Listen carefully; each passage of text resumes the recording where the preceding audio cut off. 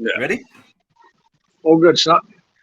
What's going on, everybody? Welcome to Titch TV, which is probably the second channel to Hammers Fans United. A lot of the same content, just a different name, and some new shows like this one. So this one is Titch and Geezer's results roundup, which will cover all of the 10 Premier League results. And then me and Geezer will just go over those results and how it affects the league and, what we think will happen going forward. Geezer, for those who don't know you, and obviously I'm hoping to, grow the audience eventually, do you want to just tell everybody, because there will be some new ones eventually, just a little bit about yourself, tiny bit. Right. I'm an ex-East London boy. I lived there most of my, until I was about 26, 27. Then I immigrated to Australia. So I'm located in Brisbane in Queensland. And, I've been back many times and went back for a few years in between. But, I'm here now for the moment anyway. Yeah. So that's the basics. And, I think we'll speak about this more in different videos, but obviously you was from 14, you was on the terraces traveling around the country to West Ham. So I started going to West Ham about 10, and then from about 14 I was traveling around the country then, probably in the bad days. I've been on the same trains and that as Bill Gardner and Cass and a lot of others, and scary experience, but wow, the adrenaline was sparking, let's put it that way, when you went away, because you weren't sure if you were coming home or not. Yeah. But there were exciting days, but when you look back, you think, wow, thank God it isn't as bad as that anymore. You're glad that most of that's gone, which is a good thing. Yeah. Like I said, listen, anybody that's familiar with us two will, you know a lot about Kieran's, his history with West Ham. But on this channel, we will sort of dive deep into that at some point. But this show, like I said, will always be just about the results or the games that was played, the results, and us just sort of reflecting. So, with that being said, we will jump straight into it, which is obviously everyone's played 2 games now. No, Luton have only played 1. But anyway, 2 games generally. The first game was on Friday, and I didn't even realize it was on. Kieran, that was Nottingham Forest 2, newly promoted Sheffield United 1. What's your sort of thoughts on that result? Yeah, I did see some of it. That because I woke up here. Obviously, I'm 9 hours in front of you.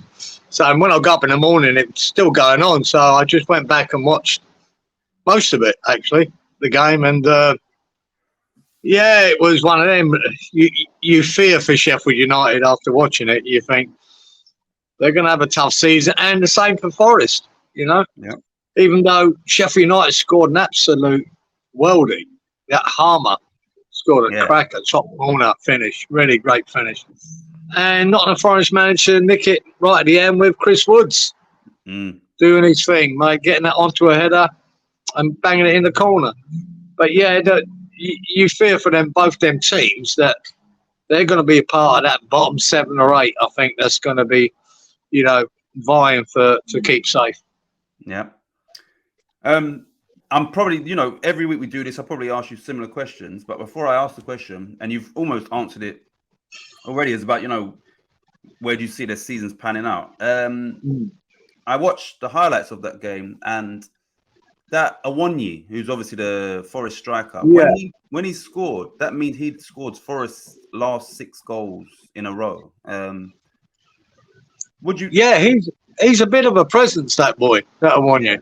Yeah. He really is up front, mate. He's a bit of a beast. He's hard to handle, big lad, And I think he was doing well from last year near the end of the season, wouldn't he? And I think he might be one of the reasons they could stay up. Yeah, and continue in the Premier League. Yeah, he's definitely a handful. Yeah. So just once again, Forest and Sheffield United. If you had to, I think it's an obvious answer, but if you would say one of them's definitely going down, who would that be? I think at the moment you'd pick Sheffield United, but they done work really well to get into the Premier League, but they've lost a couple of their best players, haven't they, from that time? Yeah. And I think it might, unless, like I say, you can never say anything definite about any team at the moment until that transfer window closes. Yeah. Because who knows where if they could find a couple of players that could make a difference. But I think they're in for a long season, and I think they both might be. They both might be. I'm not necessarily both going down, but I do think they'll be in a conversation right to the end of the season, whether they're staying up. Yeah. Yeah. All right. Well, we'll move on to the next game, which was toothless Wolverhampton Wanderers against sizzling Brighton. That was obviously Wolves 1, Brighton 4. I watched the highlights. But over to you. Like, what's your thoughts, obviously, on that game? Yeah, Brighton are scary, mate, especially we're playing them next week. They're a bit of a worry. But my first thoughts after watching the game was Wolves are in serious trouble. They really are. They were bad, man. They're really bad. Defensively, offensively, everything about them were bad. And Brighton just looked like they're carrying on from last year. Yeah. Brighton looked good. Wolves looked absolutely woeful.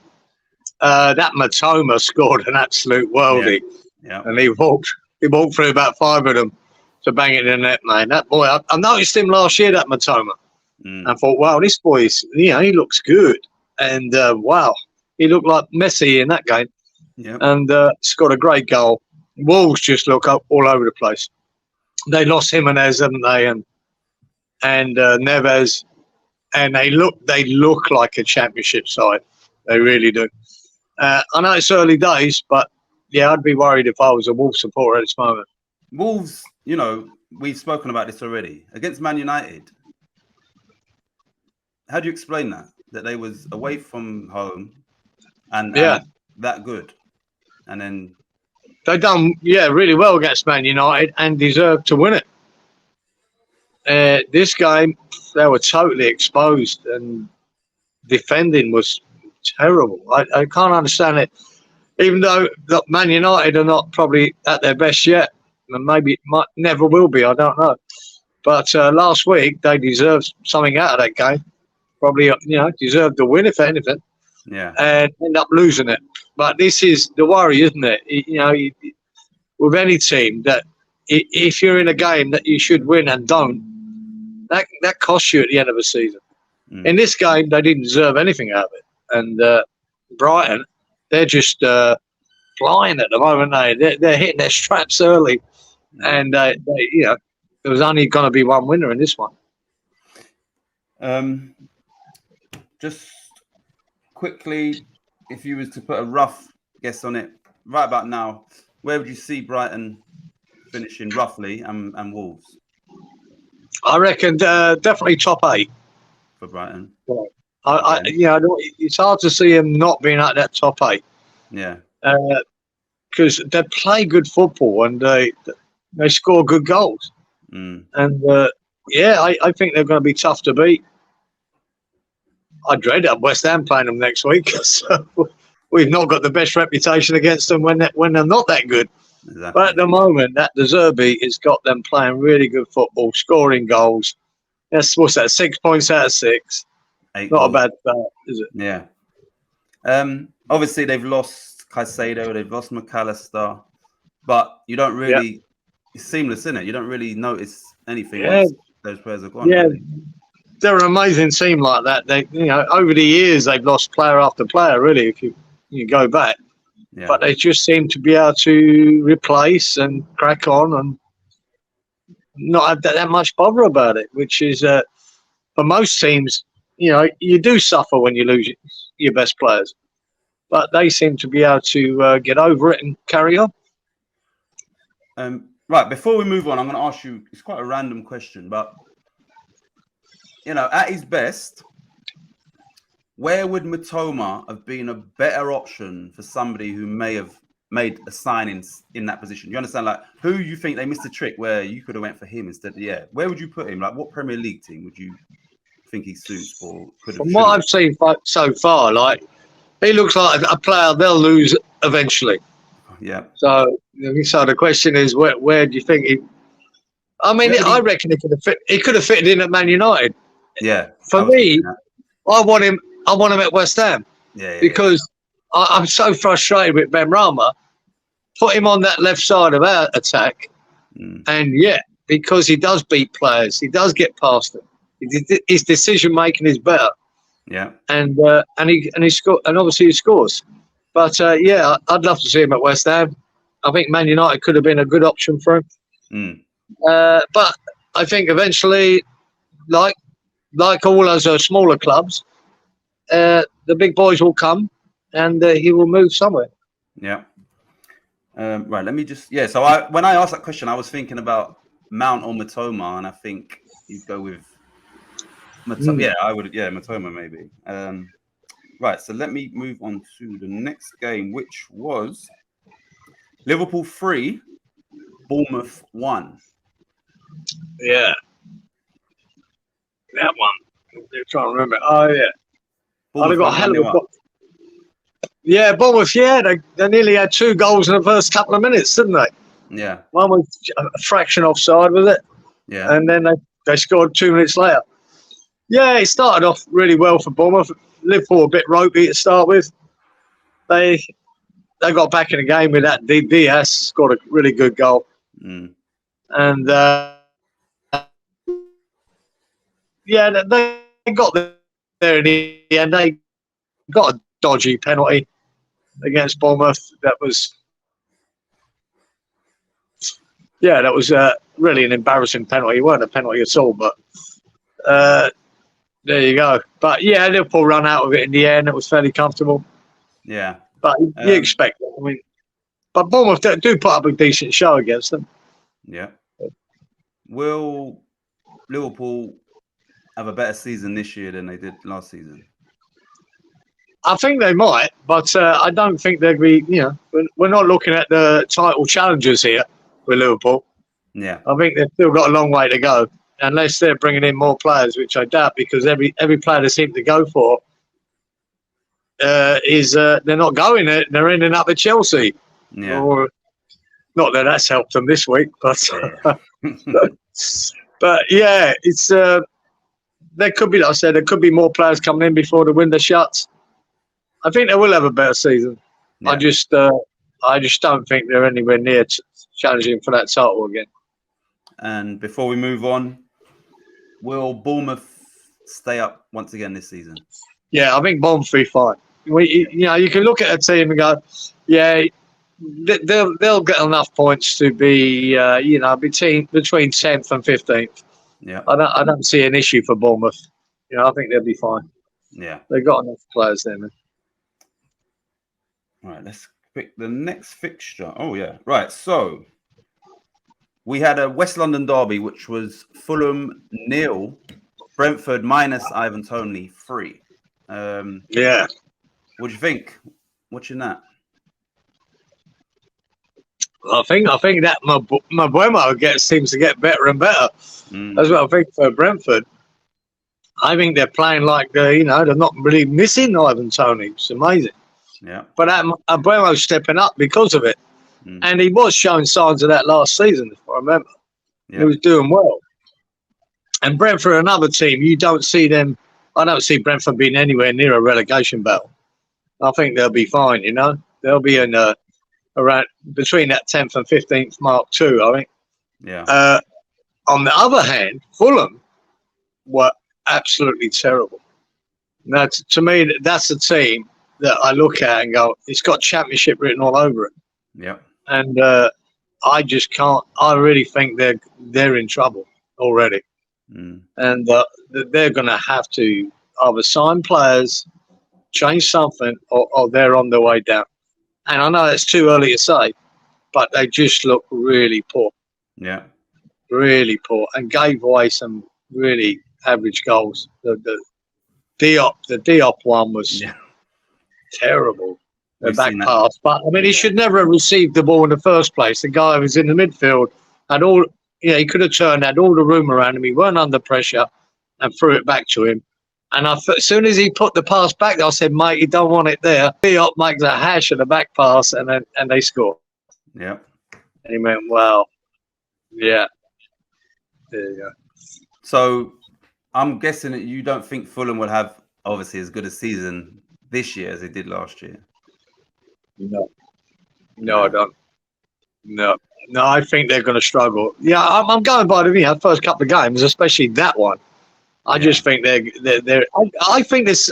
After watching these games, I think there's 7 teams that are going to be in trouble. To a point. I think there's going to be teams this year after watching this round of highlights are going to survive because there's 3 worse. Not because they're good, or they'll be comfortable. They'll survive because other teams will be worse. Yeah, and I think Fulham are going to be right down there, and they're going to have to change something to survive it themselves. That's why I look at it. One sec. Okay. Right. So, big game, especially I know it's early in the season, but massive game, and that was obviously your guy, Big Ange Postecoglou's Spurs 2. Yeah. Your other guy, Ten Hag, you also respect and like as a manager. 0. Yeah. Obviously, Spurs 2, Man United 0. Yeah, very surprised because the 2 managers I wanted at West Ham before mate Moyes turned up. One was Ten Hag and the other was Ange Postecoglou, as you know. Yeah. And I've always been a big fan of Ange Postecoglou. So, from his days here in Brisbane when he took the Brisbane Roar to the title, when he went to Japan and took Yokohama to a title, then done 5 out of 6 trophies with Celtic. The guy's got something, and so I really like him. And I actually watched the game.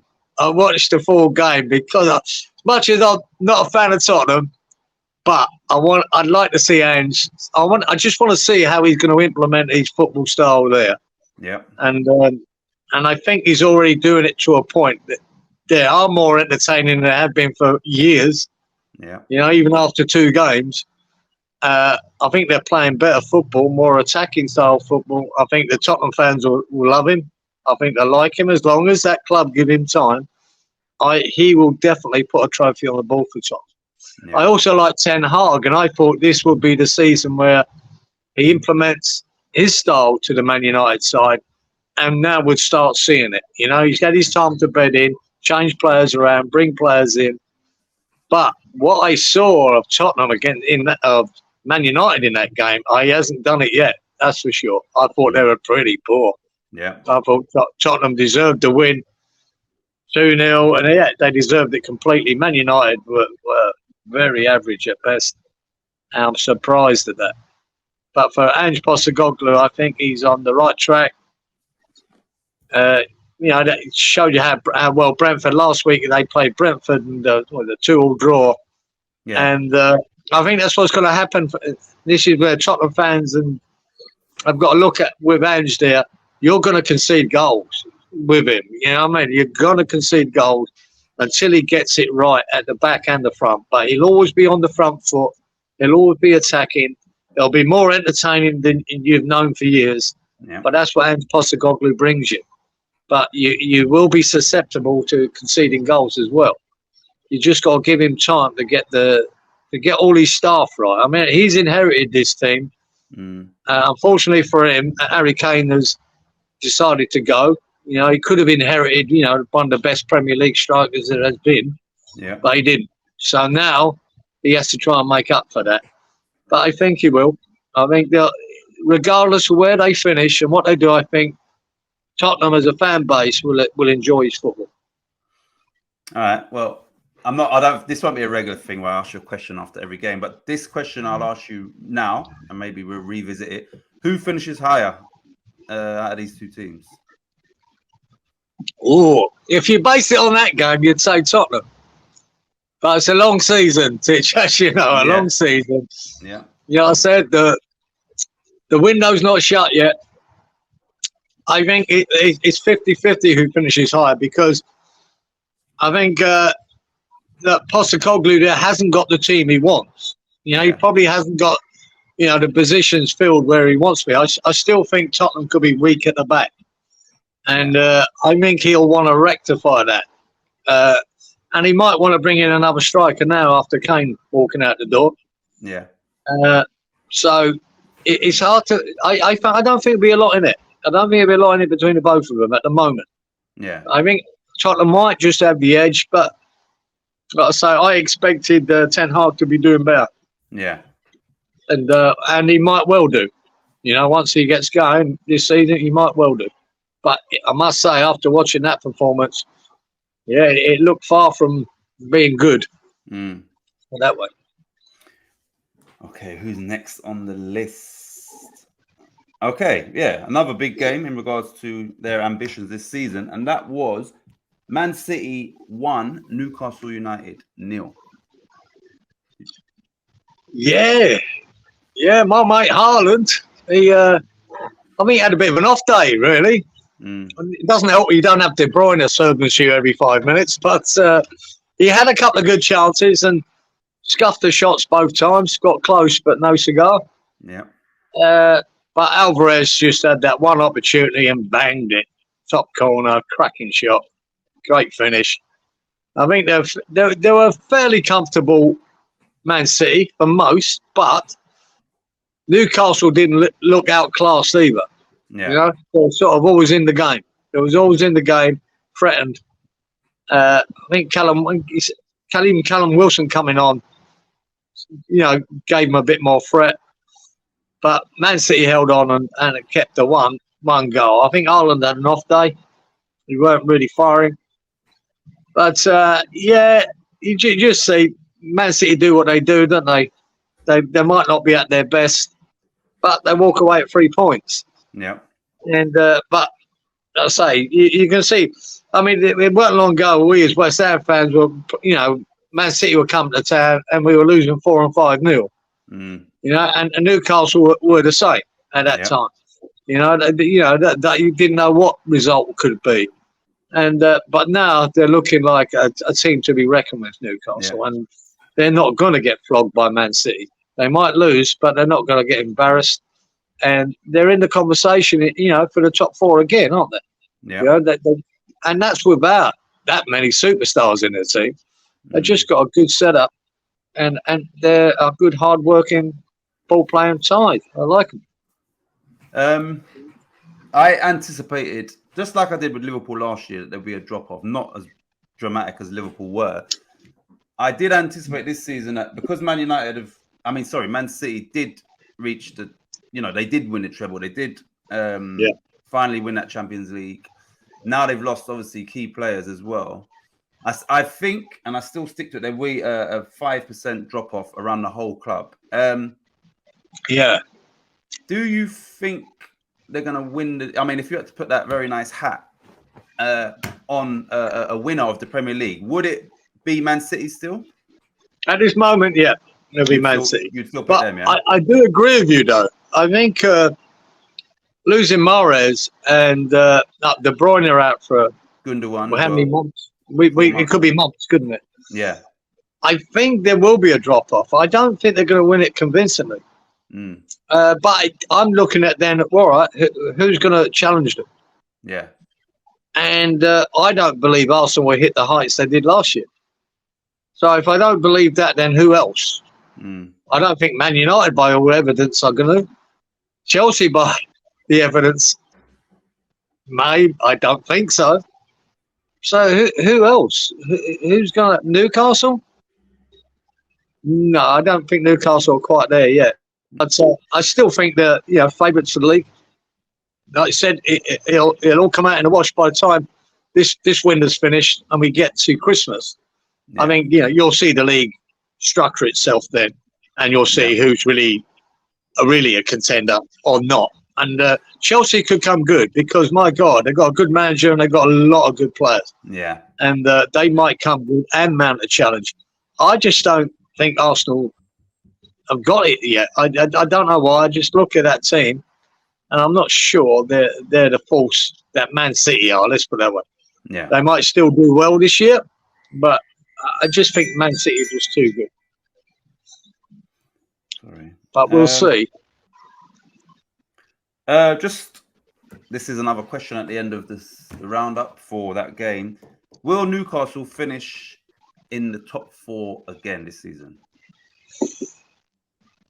I think Europe might pay a price for them. I think if they were just in the Premier League playing these guys, I think I would say so. But they're Champions League this year, aren't they? Yeah. Depending on that, whether the amount of games takes a toll on their Premier League form. I mean, that's the only thing that could cost them top 4 again. Yeah. Because, like I said, I think you've got, after Man City, you've got Arsenal, Chelsea, Newcastle, Man United, Tottenham. And, I think Newcastle are as good as any of them. Yeah. On their day. So, yeah, I would say top 4, but, depending how deep they go in Europe, I think that their Premier League form might suffer a little bit. Yeah. All right, we've got 3 games to go.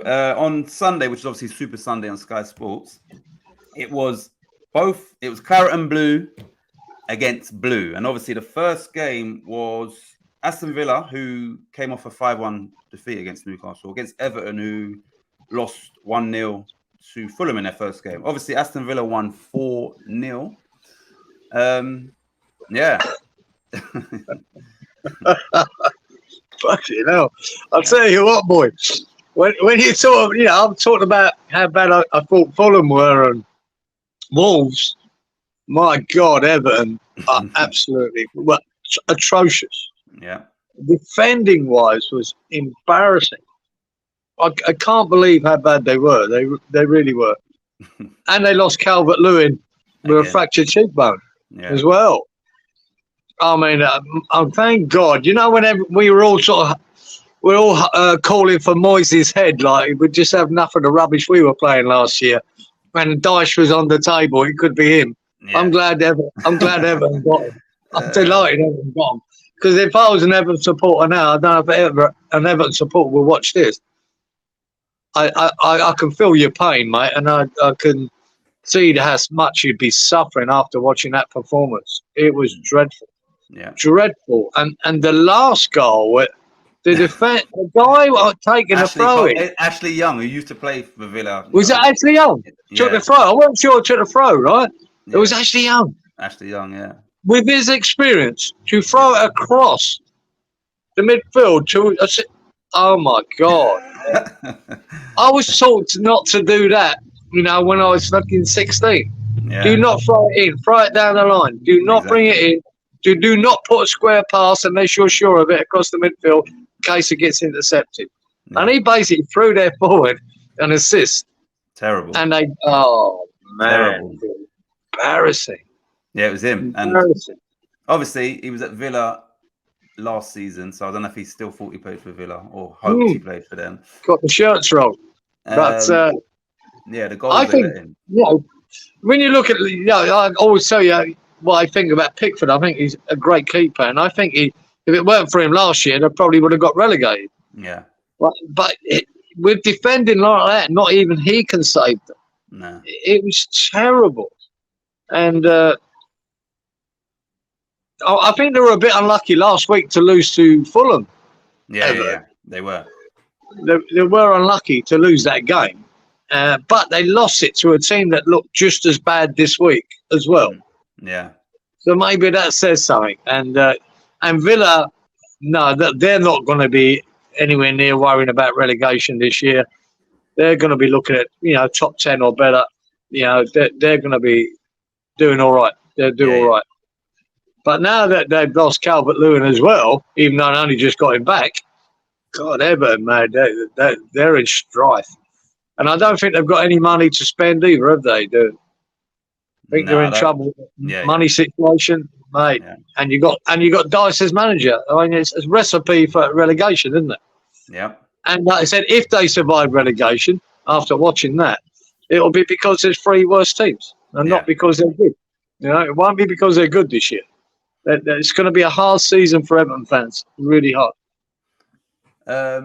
Right. I've always sort of compared the two. Now, take injuries out of the equation and just go on them at their best.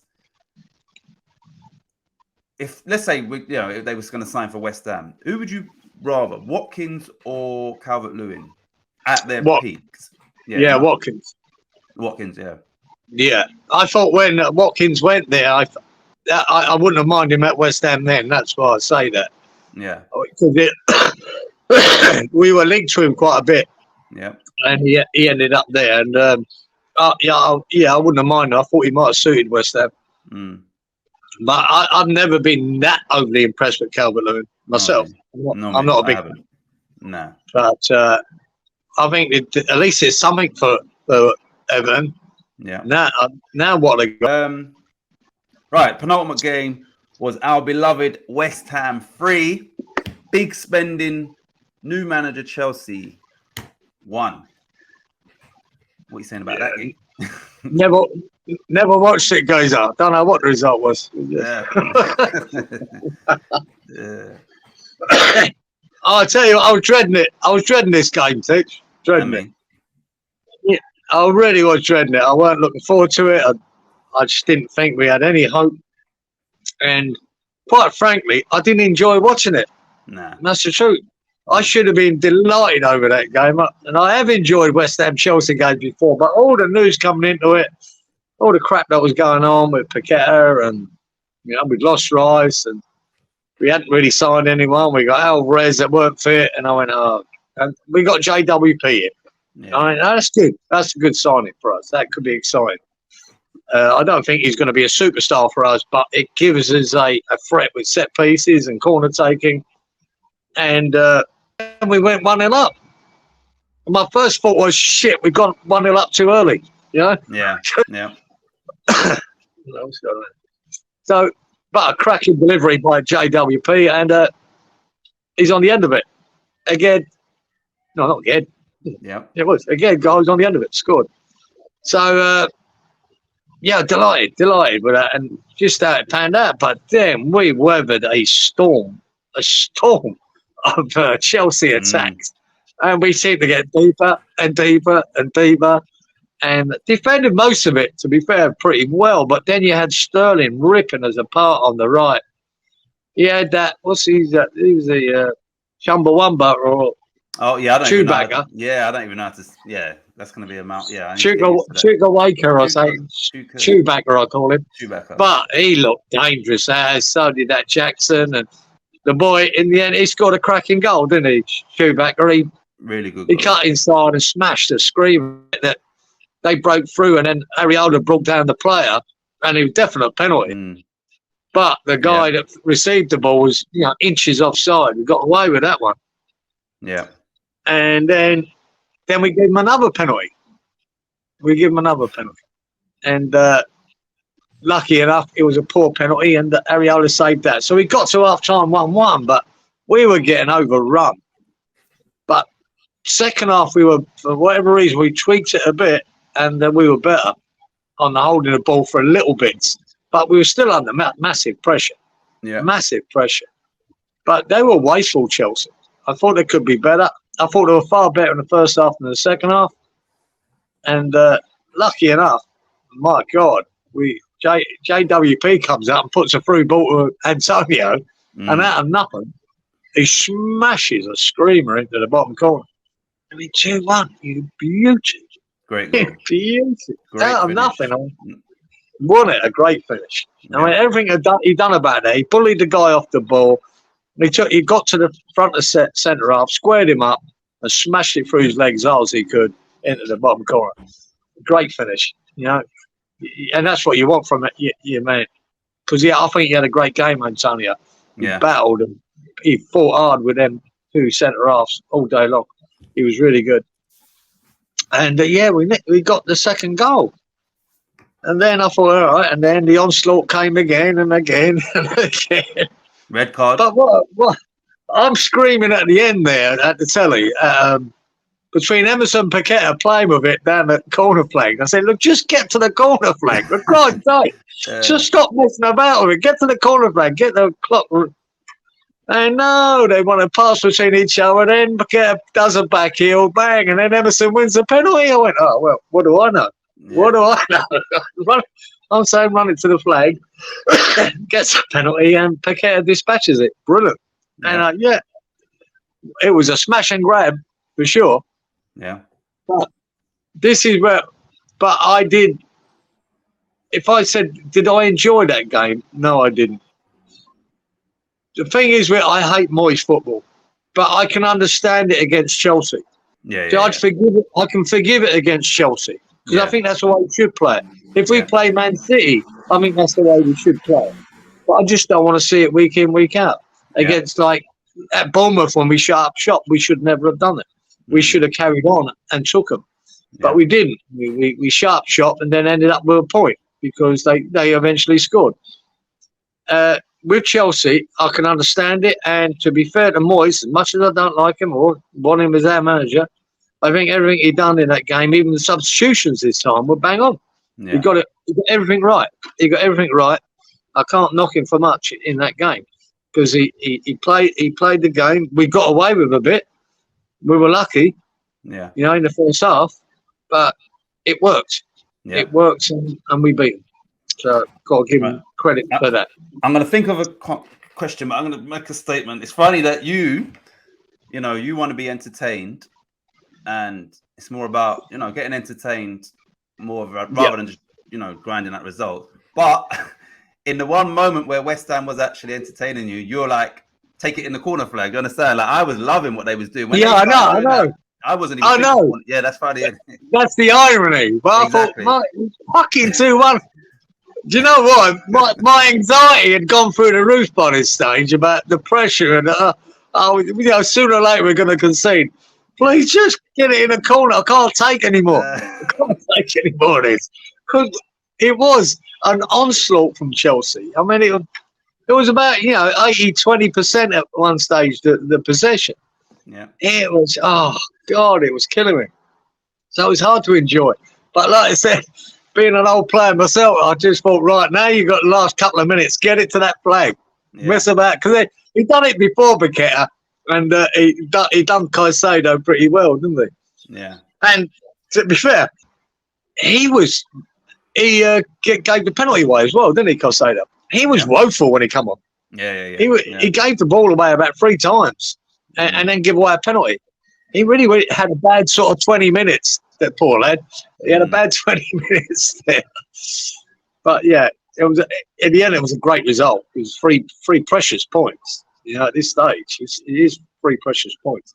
And I'm sure all the other teams up there, like Tottenham and Man United and Man City and Arsenal, were delighted with that result. Exactly. Because Chelsea could be a force, I think they will be eventually. I think Pochettino will get it right, and they'll be a lot better. And they could be a force. So any points they lose now at the beginning is a bonus for all them other teams up the top, isn't it? All right, this is my question, actually, now that we've mentioned Caicedo. He's 21. He's not from this continent, let alone this country. He was playing for Brighton, where the expectation is quite low.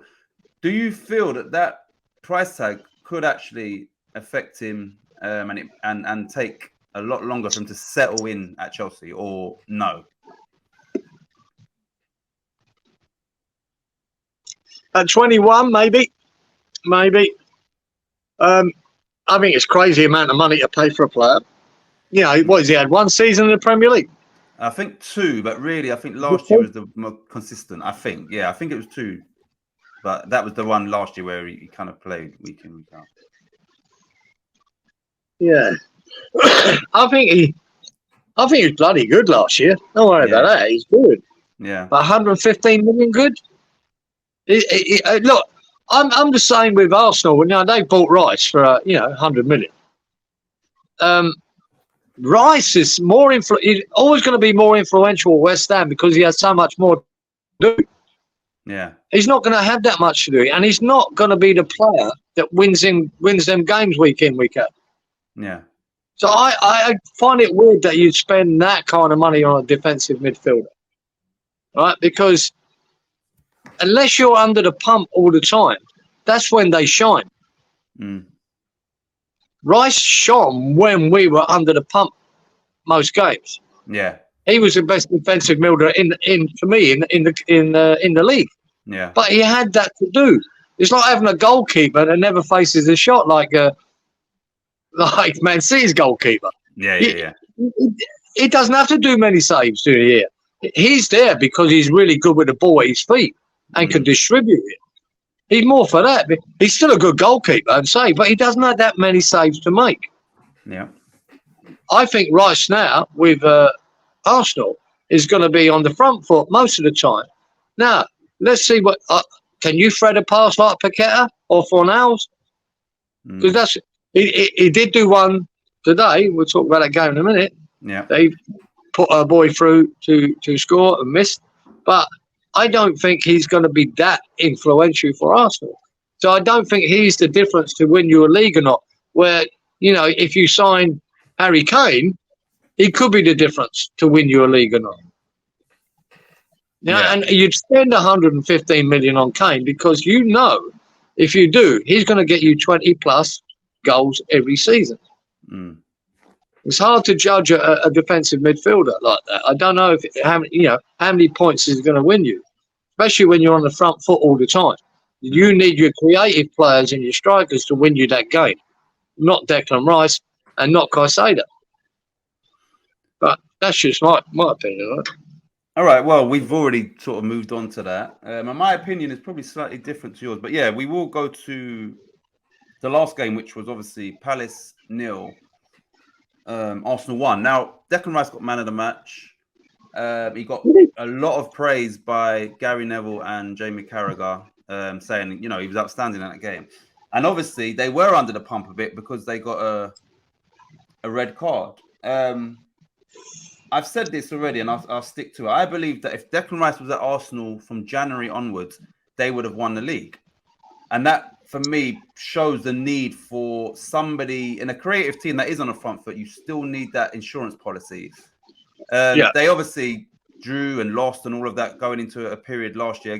We came back from 2-0. And I've said at the time, if Declan Rice was in that team, Liverpool as well, when they threw that away, they wouldn't have dropped those points, or they wouldn't have dropped as many. So I think they identified that. And unlike Caicedo, who's still, that wasn't his role in Brighton, I think Declan Rice is the insurance policy that you need. And I think yesterday that was apparent. When they went down to 10 men, he played as a single defensive midfielder at the start of the game. So they acknowledged, listen, we want you to play as a defensive midfielder by yourself, whilst they carried on doing what they're doing. So I think that Arteta will probably utilize him in multiple ways rather than West Ham. We knew what we was going to, how we're going to deploy him. I think with Arteta, he's probably looked at him and thought, you know what, I can play him in this system. I can play him here. And worst case, like last year when they lost their most influential centre back, he's also, if need be, you can put him as a ball playing centre back. So I think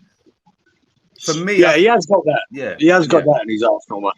I don't think Rice would have won him the league. I think Rice and say a striker like Harry Kane, if they had two of them, they would, because when they did start to fall off, Rice would have been perfect for them. Yeah. So they were losing games there because who they lose? Was it Gabriel or? Yeah, the centre back. Is it Gabriel or? Yeah, the main centre. Gabriel or Saliba? It's Saliba, wasn't it? I think it was Saliba that was their main guy. Yeah. And they were worried about. Yeah, that cost them. Yeah, but only because of that injury. And I think they needed another striker as well, myself. But Rice, what I didn't understand with Arsenal today was they had the guy sent off, and they just went completely madly defensive, and just brought on pressure upon pressure upon pressure. I couldn't understand. I thought they're a good enough team to play with 10 men and still attack. Yeah, and I thought they brought pressure on themselves there. But I thought it was a strange thing to do with the amount of ball playing players they've got. But there you go. What I would say is that ultimately it worked. It worked. It worked because they kept the clean sheet. So maybe Arteta's learned. Maybe he's a bit more cautious now. This season, and he thought, you know what, we'll try and catch them on the counter, but the onus is on them to come at us because obviously they're at home, we're winning 1-0, and we are down to 10 men. So maybe that was his thought process, but ultimately they got a clean sheet and another 3 points. No, it definitely worked, mate. I thought it was strange because they got great ball playing players. I mean, they could have kept the ball still been on the front foot, kept the ball, played it around, which they did after about 10 minutes of pressure. They came out and then started doing that. Yeah. And they were just knocking it around for about 50 passes. And, the clock's running down. I just thought they brought a lot of pressure on themselves, even though they handled it. I thought they could have still, kept the ball and played with it. And they decided to take, attacking players off, put more defensive players on. Well, it was, let's put it this way. That didn't come across me as a team who's going to win the league. Yeah. That's what I was thinking. Well, if you're that, they went very noisy in that last 20 minutes. I know Man City had lost a player. They'd still play the same way they play. Yeah. They still would. They'd still be attacking you. They'd be just as dangerous with 10 men as 11. Yeah. I think that could be the difference. Right. Listen, we're going to wrap this up. And like I said, every week we'll be doing this. This is probably for another show, but I do want to put it in here before we finish off, right? When we was on the disabled team last week, I threw out something that people might have thought, it's crazy. I said, imagine, if somehow the Saudis tried to, get entry into the Champions League, which, I could see. Anyway, turns out today I saw an article, Sky Sports, Talk Sport, Simon Jordan and someone else. Basically, the plan is, and the talks have already happened, 2025, they want one team from the Saudi Pro League in the Champions League. That is in motion already, Kieran. So before, I know this is the Premier League roundup. Yeah, what thoughts on that? That doesn't surprise me at all because aren't there North African teams in the Champions League? No, it's all European teams. You sure that it's all European? Yeah, all UEFA teams. I remember, I'm sure or am I talking about European Championships? Isn't there teams from North Africa in the European Championships? There might be one team that sort of crosses over in regard. Right, listen. In the South American Championships, they have an invitation. So Mexico, and most of the time, they're in that. Obviously, they're North America. But they are normally part of the... What's it called? What's the Brazilian which is fair enough. Copa America. Yeah. But when it comes to the Champions League, no, they all have. Each continent's got their own one. Africa's got theirs. South America, Asia. Yeah. Something in the back of my head tells me, that why is that team playing in Europe when it's not in Europe? I just remember that in my head. I can't remember what team I'm talking about. So maybe I should find that out first. Maybe in the European qualifiers, there might be a team somehow that falls. I don't know, but in the Champions League and UEFA competitions, no, it's all. Okay. European team. But it wouldn't surprise me, mate. It wouldn't surprise me at all. Yeah. You know what I mean? I'm sure there'll be some kind of money donation from Saudi to get in it. Yeah. Nothing would surprise me at all. When it comes to money in football, and money is generally, football is governed by money. It's governed by greed. Yeah. While we had to try to, nearly had the Super League. It was only, governed by greed of these bigger clubs. They didn't care about football. They just cared about more money for them as individual clubs. And it fell flat on its face. But that'll rear its ugly head at some stage. And the Saudi teams, they've got the money to spend. So you can see that, Europe and UEFA and FIFA want a part of that. I mean, that's why we had a World Cup in Qatar. Yeah. It shouldn't have been in Qatar, but it was. And we had to change our whole leagues around for it, to have it in the middle of our league. What? You think they didn't pay for that, Qatar? I'm sure they did. I'm sure they did. So nothing would surprise me. All right. Well, the obvious is they're not in Europe. They're nowhere near Europe, right? That's the first thing. The second thing is this, is that UEFA created FFP. The Saudis don't follow FFP. No. So if they would be an illegitimate team within the competition because they are not following the rules that have been set out for that governing body. Do you understand? They don't.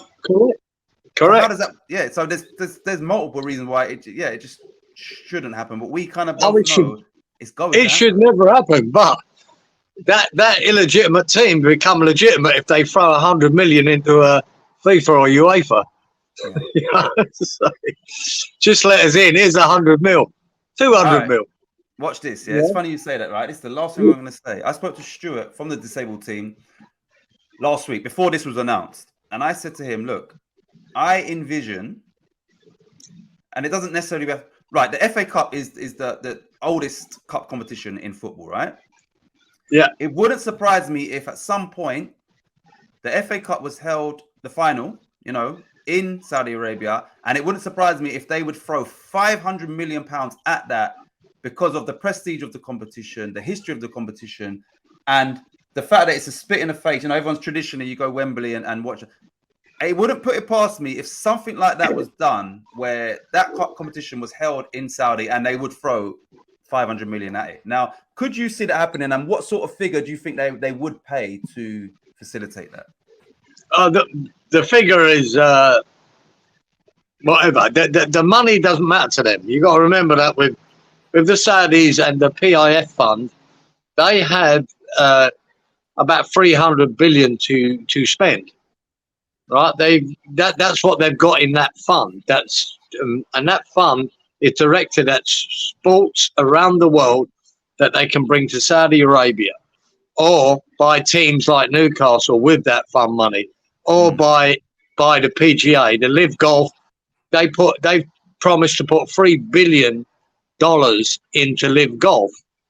So, and then because of the money that they're putting into Live Golf, the PGA, who vehemently hated them and wanted to stop them, in the end came to the table and they've done a deal. Now they're working with the PGA, which will mean golf will change and there'll be more money in golf, and you'll see more golf probably in the Arab Emirates, right? Yeah.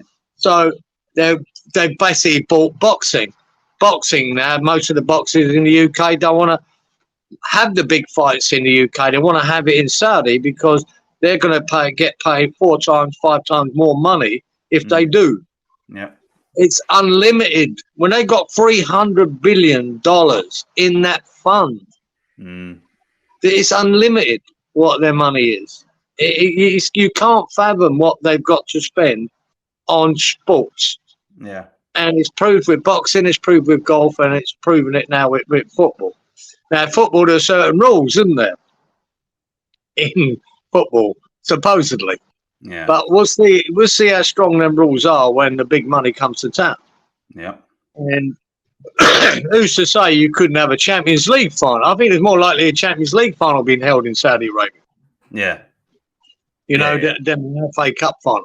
Because it's more global, isn't it? So it makes more sense. Be more global. So nothing would surprise me.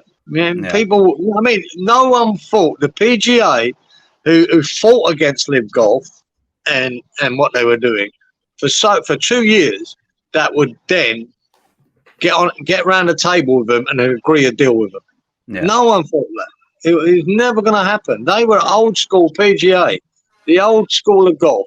They had McIlroy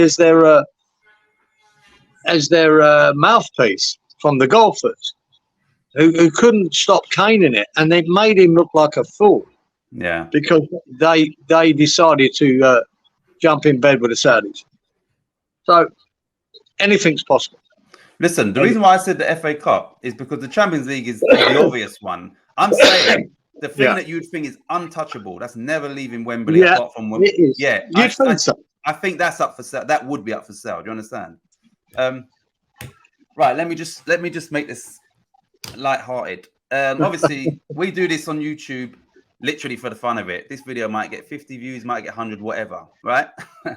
Imagine with that fun they've got, they was reaching out to YouTubers, predominantly tiny little ones like us. Yeah. Would you sell out for the money if the Saudis was somehow, for what we do here, somehow it became a thing? We're taking over social media and all of that. And even channels like this that have got no subscribers yet, they said, with that money, and I'm talking about that funding or that fund, would you sell out somewhat for the money. Oh, fuck yeah. Yeah. In a heartbeat, son. In a heartbeat. Fuck yeah. No principles here. I'll take it. If you want to give me 10 grand an appearance, I'll take it. Well, you know what I mean? And this is the thing. We'll promote Saudi Arabia as a holiday destination. As a see, and we are both men of principles, men of morals. Yeah, normally.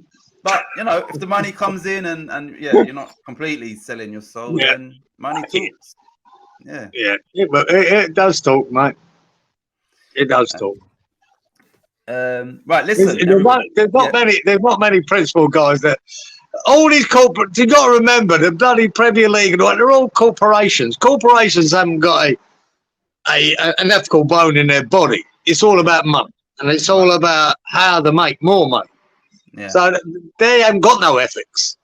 Yeah. There's only people like my boy Oliver Anthony. He just turned down an $8 million contract. Yes, I saw. There you go. Yeah. He's got integrity. Yeah. There you go.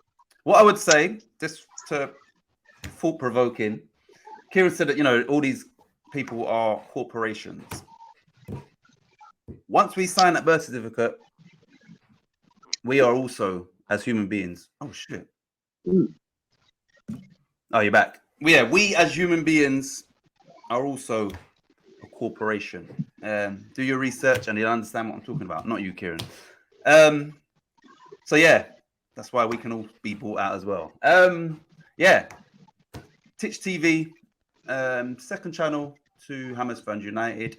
We will be doing a lot of stuff once we get going, and you're going to see a lot of me and Giza on your screens. Giza, any final words? And then, we'll be back next time. Interesting start to the season. I don't think West Ham will be struggling like they did last year, regardless of Moyes. I think we'll be right. I think there's 7 or 8 teams are going to be a lot worse than us. So unless they have some miracle happen to them. So, I think the season's looking relatively bright for West Ham. We haven't finished in the transfer window yet either. Yeah. I mean, we're definitely having...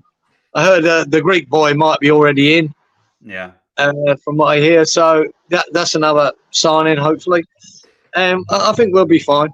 I don't think it's going to be exciting football for West Ham supporters to watch all year. I think it's going to be fairly negative for a while he's there. But I think we'll be fine as far as the league status is